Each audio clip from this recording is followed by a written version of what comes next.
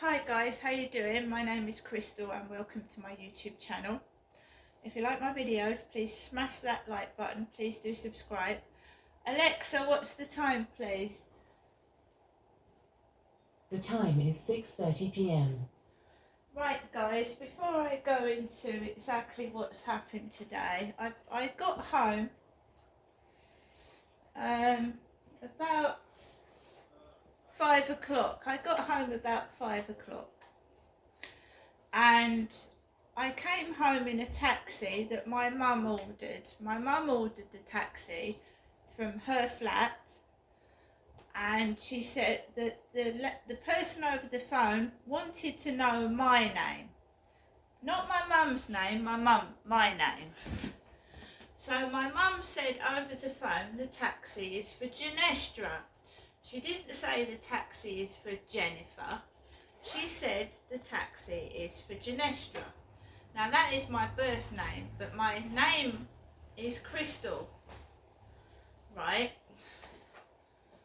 So about 4:30, my mum ordered a taxi from her address, right? It's like we've got some twat going at her, walking down Corey's Road at the moment. Just let the idiots go past. I had it round my mum's as well. Grown-ups going near my mum's flat. So it's happening at my flat now. So my mum orders a taxi for, in quotes, Genestra. Right? My mum was very, very quiet when I was round there today, like something was on her mind. Charlotte had come round to my mum's first thing in the morning before I came round to see my mum. Charlotte went into my mum's flat and sat down because my mum told me. I told you I went into the co-op this morning and Kim said, why don't you go around and see your mum today? And I wasn't planning to. So my mum calls Vokes, and I didn't hear what taxi company she called. It wasn't me that called the taxi. So I do what I normally do, is I take the bags that my mum's given me and I wait by the front door. Sue, my mother's neighbour, came across with a white furry dog. Someone was texting me on WhatsApp before the taxi arrived. Someone was calling me and talking about a dog. Then Sue comes along with a white furry dog and she goes into her flat. The other neighbour in the middle of where my mum lives was talking, and she's got a big brown dog. So I wait for the taxi, it's not very long, and I'm stood there with the bags outside my mother's flat in Chatham, and he beeps the horn loudly twice. And I'm stood there, there's no need to beat the bloody horn. Right? I have got heavy bags. He's a bald-headed man with glasses. Bald head, black framed glasses, and he doesn't even get off his lazy ass to get out of the taxi and come and help me. He sees me struggling, but my mum says she's not going to go out there. And I said, no mum, it's raining, it's cold. Why should my elderly mother go out and help me with my bags? So the taxi driver just sits there all smug, like he wants to start an argument for some reason. I don't know why. I get into the back of the taxi and my stuff is falling out of the bags, right? He doesn't even move. Sits down in the taxi. He has got the radio on in a foreign language that I can't understand. So loud, I can't hear what he's saying to me. And he proceeds to drive with the radio at an obscene volume, which is hurting my ears.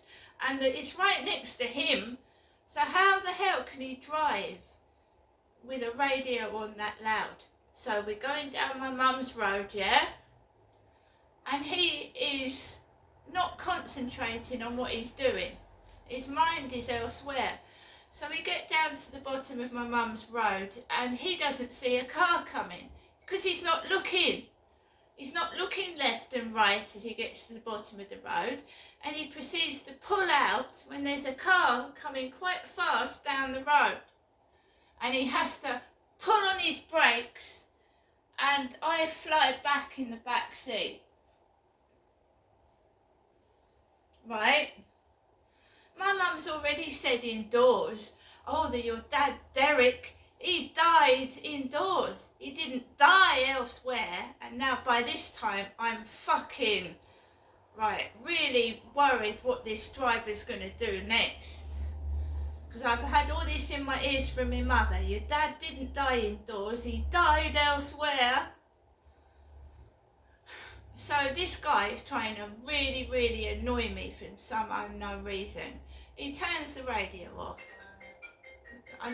That's my mum distracting me. Let the phone ring.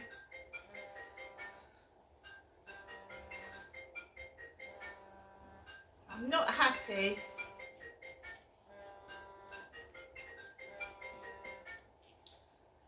So, he turns the radio off, then he turns it on again, then he turns it off, then he turns it on again, and I can't walk out of the taxi. I'm in pain. I've got to go to the hospital in 4 weeks, whatever. I'm in pain. I can't get out of that taxi. Even though I know the driver is an idiot, I don't know if he was drunk.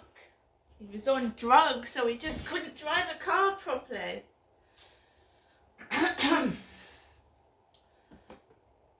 No, Harry, no. No, it's a phone, it's not a toy. Sit there, there's a good boy. So basically, he's like trying to wind me up. And believe it or not, there's a vehicle obstructing the road down Luton Road, delivering to a shop. And it's obstructing the traffic going down Luton Road. So there's a big queue, not because there's traffic lights, but because there's a lorry delivering to a shop or a van, parked half on the pavement and half in the road, obstructing the traffic going down the road.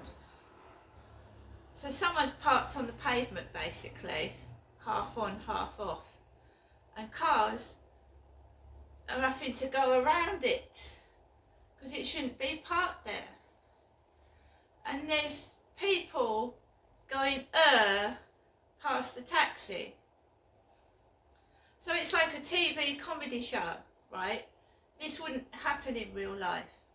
You don't drive recklessly like that, or do you?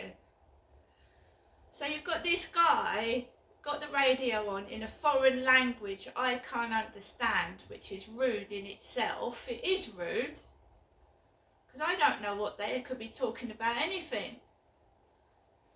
And he's trying to wind me up, and I'm not happy at all.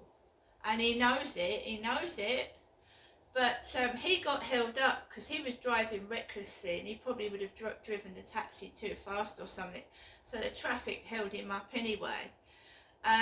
We get to Corey's Road, and I get him to turn right and round the back, and I ask what taxi company his company is, because he has nearly caused the car crash. It's his fault, and he's being very rude and impolite. So I said, what taxi company are you driving for? And he started laughing. He went, oh, can't you even remember the taxi company you rang? I went, no. I said, I'm reporting you because you nearly crashed the car. I said, and it wasn't me that rang the taxi, it was my mum. Absolutely rude to me. Rude.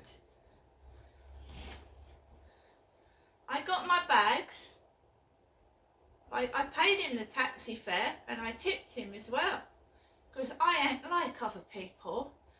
But I've reported it to the police as well, because I believe he was either under the influence of drugs or drink, and he shouldn't have been driving that taxi in the first place.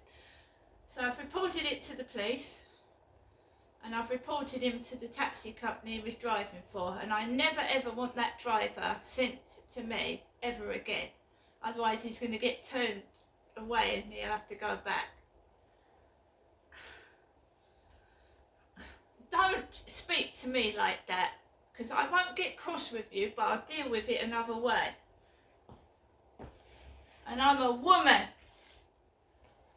And I know what my mum was talking about before the taxi arrived, that my dad had died in the flat and not elsewhere. I heard all that. Whether that was meant to frighten me or what, right? I believe in God, right? God, the God in the sky, right? And this is wrong, right?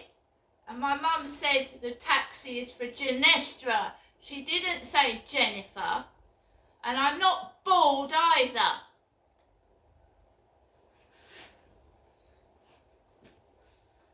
And by the way, there was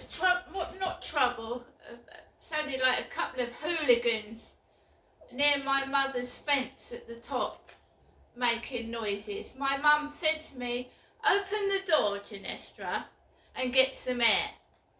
And then what sounded like a fucking drug addict at the top of my mum's garden, But my mother had asked me to open the door and get fresh air. There was also a couple of girls mucking about near my mum's address as well. Now, I'm not having that, right? Not having it. Grow up.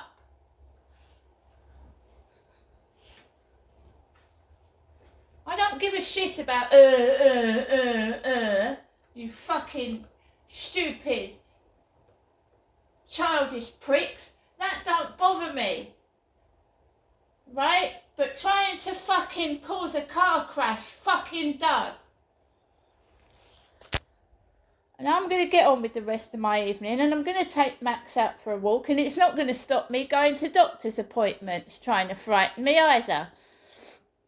To everybody else that watches my channel, thank you very much, and I'll see you later.